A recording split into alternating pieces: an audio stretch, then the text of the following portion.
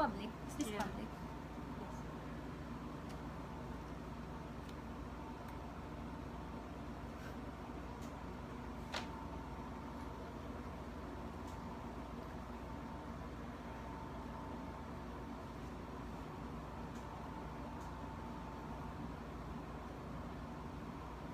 Hello.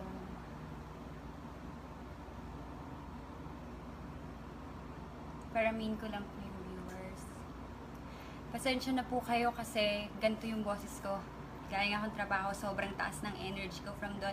Pero ang totoo, I'm into a full-blown depression right now.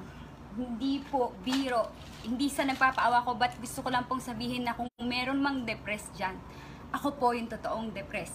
Ayan po lahat ng gamot ko. Kahit i-search nyo pa po, antidepressant and everything. This is against my family na magsalita ako. Kasi sinabi naman nila sa akin at alam ko rin sa sarili ko na hindi ko kailangang mag-explain sa kahit kanino. But, sobrang sakit na maalala mo yung dating nangyari sa'yo. At alam ko, hindi ko po kinakampihan si John dito.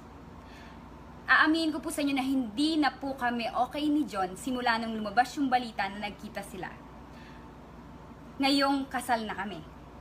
Sino pong babae ang makakatanggap ng ganon? Ayoko po sanang umiyak kasi, pero hindi ko po nakakayan. Pasensya na kayo. Sinong babae ang asawa na hindi masasaktan na malalaman mo na nag-meet kayo nung babaeng pinag-awayan nyo noon? Hindi nyo pinag-awayan eh. Actually, kabet, na, which is third party, na hindi niya sinasabing hindi siya kabet. Masyado pong nababoy ako. Galit ako kay John. Galit po ako sa asawa ko. Hindi na po kami okay. Masyado akong nababoy ng asawa ko, pero ang lumalabas ngayon, sa asawa ko lang nambaboy sa akin, hindi. Dalawa kayong nambaboy sa akin. Dalawa kayo. Sinong maniniwala sa'yo na nananahimik ka ng 3 years? Alam ng lahat ng tao, alam ng lahat ng buong mundo na nakafollow sa atin sa Facebook na hindi ka nanahimik.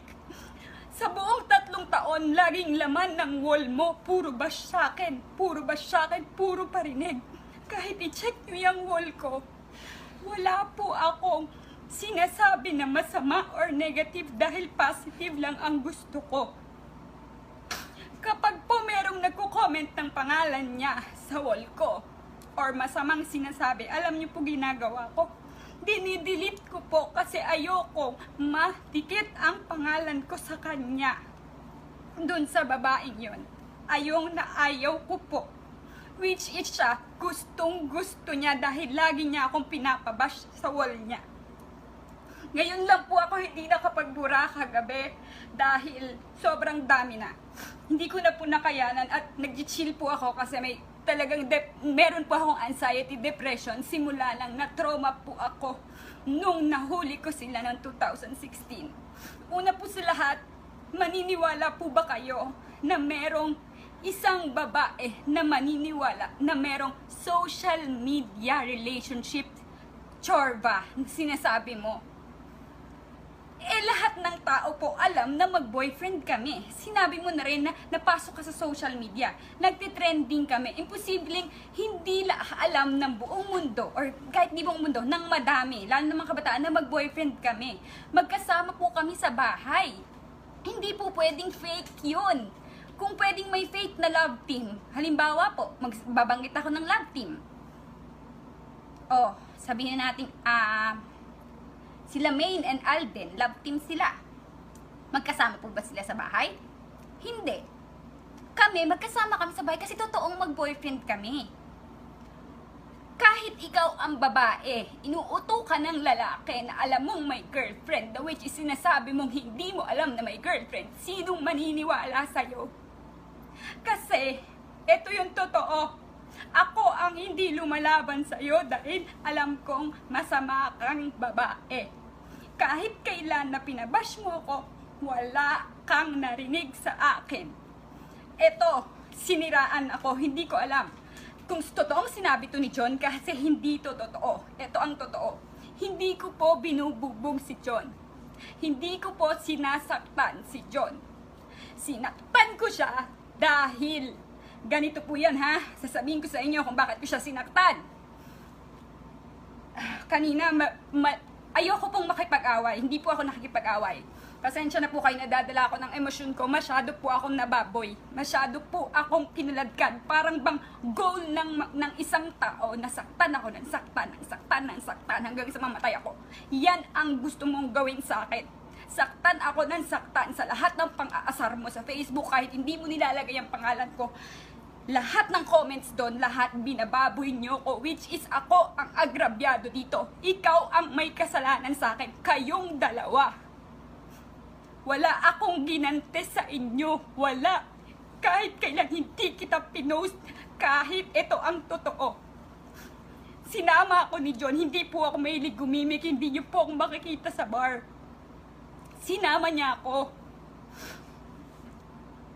Tapos, eto na. Pinakilala ngayon sa akin, ito nga, si babae. Kilala niyo po ako na friendly ako, kahit hindi niyo ako kilala. Sinasabi ko po sa inyo na friendly ako, na kahit kanino niyo ako iharap, kaya ko po makimingle. Nakaka-appreciate po ako ng mga babae. Kahit po, alam niyo po yon, pinakilala. John, girlfriend ko, si Jelay. Siya, ayoko pong banggitin yung pangalan niya kasi ayoko nga pong madikit ng name niya, pasensya na po kayo, pero siya, pinakilala, girlfriend ko. So, sobrang bait ko sa kanya. Hinawakan ko pa yung dede niya. Sabi ko, ay, ang laki, sabi ko. Kasi parang gusto ko rin magpagawa. Kasi hindi masyado yung sa akin, tama lang, pero ayokong ganyang kalaki. Nagkwento pa siya sa akin kung saan siya nagpa-opera, this and that. Meron pa nga siyang, ayoko nang sabihin out na to eh, meron kaming mutual friend na sinabi niya, na which is may pinagkwentuhan kami, na kaibigan niya yon. Sinabi niya sa akin na nagda-drugs. So, hindi ko na-out na ako doon, pero hindi ko yun nilabas kahit galit ako sa kanya, kahit nagalit ako sa kanya na may ginawa siya sa akin. So, ito na nga.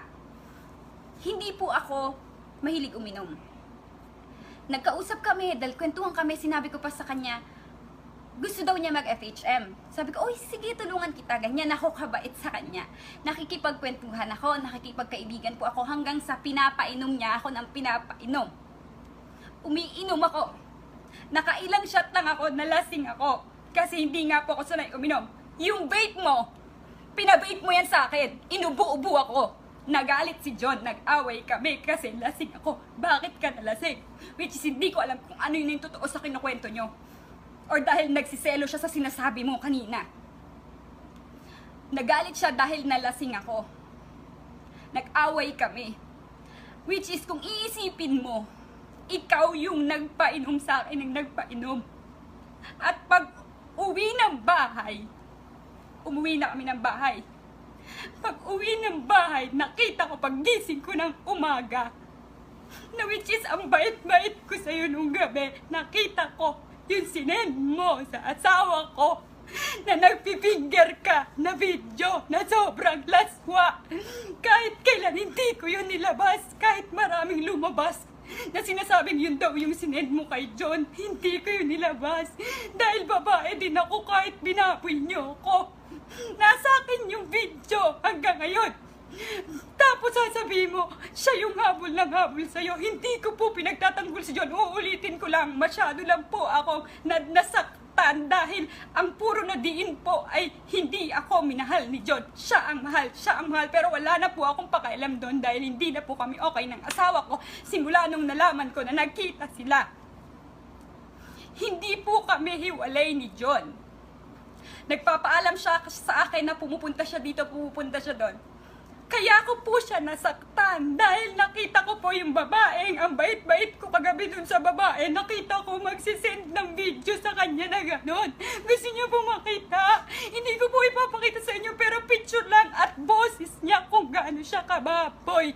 Kung paano niya sinasabing hindi niya inakit si John. Akin na, ang tagal ko po itong tinago. Kahit pinupush niya ako, ayan po ang picture. Tattoo niya po yan. Ayan po ang mukha niya. Hindi ko po ipe-play dahil... Sorry.